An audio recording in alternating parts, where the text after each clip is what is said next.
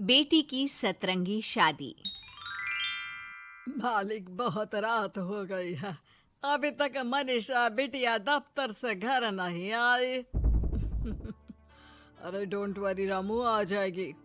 समझदार और पढ़ी लिखी लड़की है, ऊपर से अपने फौजी बाप की तरफ बहादुर भी है।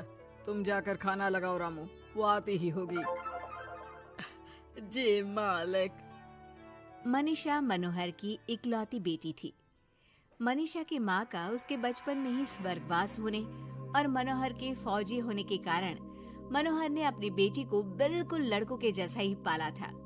उस दिन देर रात को मनीषा का इंतजार करते हुए मनोहर और उसका नौकर रामू बात कर ही रहे थे कि मनीषा अपनी कार में ऑफिस से घर आती है। अरे रामू काका, बड़ी भूख लग रही है, जल्दी से खाना लगा दो। और कल मेरे कुछ खास क्लाइंट्स घर पर लंच के लिए भी आ रहे हैं, तो कुछ अच्छा सा बना देना। और बताओ मनीषा बेटा, ऑफिस का काम कैसा चल रहा है? एकदम जबरदस्त चल रहा है पापा। इनफैक्ट कल की प्रेजेंटेशन में तो मैंने 2 करोड़ की डील फाइनल कर दी और अगले हफ्ते हमारी कंपनी नया प्रोडक्ट लॉन्च करने वाली है। पता है पापा, मुझे इसका हेड बनाया जा रहा है। अरे वो ये हुई ना मेरी शेर बेटे वाली बात। वेरी गुड बेटा। रामू उस घर में पिछले 28 साल से नौकरी कर रहा था, तो वो घर के सदस्य जैसा ही था।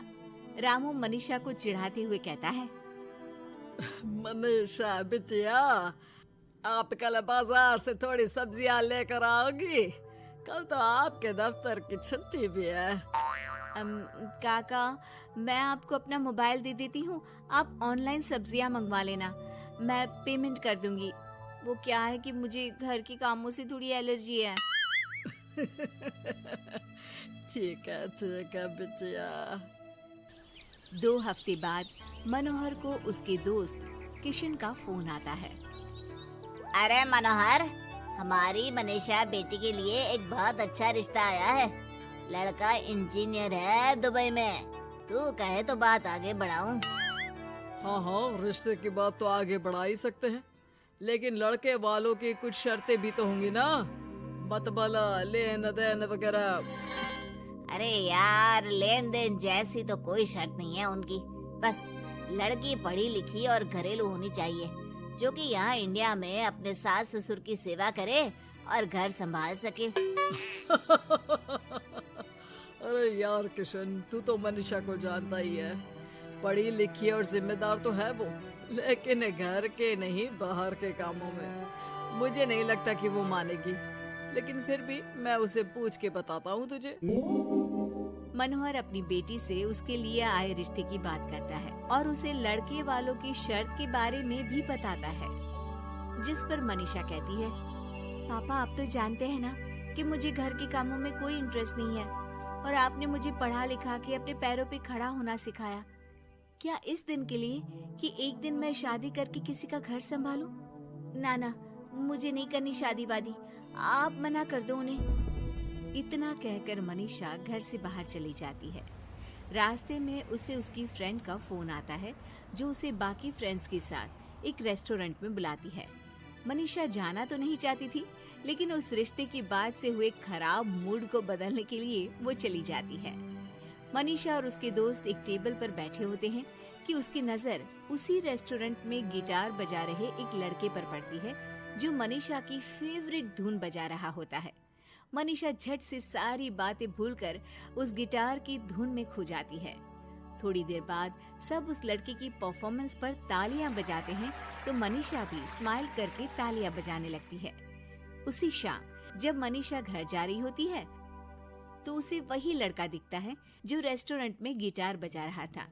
वो अपनी गाड़ी रोक कर उससे पूछती है कि हाय, तुम वही हो ना जो थोड़ी देर पहले रेस्टोरेंट में गिटार बजा रहे थे? I am so impressed with your talent. Actually वो मेरी फेवरेट धुन थी। जी थैंक यू, ये मेरा शौक भी है और इससे मेरी थोड़ी बहुत गुजारे लायक कमाई भी हो जाती है। अच्छा, और क्या करते हो? जी मैं कॉफी बहुत अच्छी बनाता हूँ, और कॉफी के अलावा भी बहुत कुछ।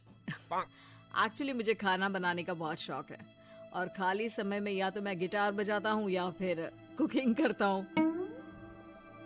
इसी तरह बहुत देर तक बातें करते करते दोनों एक दूसरे को अपना नंबर देते हैं और फिर धीरे धीरे पहले उनके बीच गहरी दोस्ती और फिर प्यार हो जाता है। फिर एक समय आता है जब दोनों शादी करने का फैसला करते हैं।